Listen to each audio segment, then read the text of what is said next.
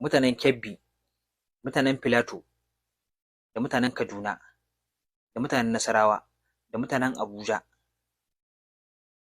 da mutanen Sokoto, da mutanen Zamfara, da mutanen Katsina, da mutanen Jigawa, da mutanen Gombe, da mutanen Maiduguri, da mutanen Bauchi, da mutanen Adamawa, da mutanen Kano.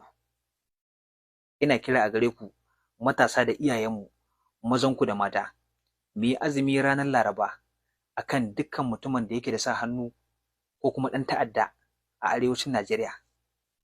Duk mutumin da yake da sa hannu, Allah Ubangiji ya ba mu ikon ganin bayansa, kowane ne shi, ɗan ta'adda ne ko infomansu, ko kuma wanda suke kawo musu makamai.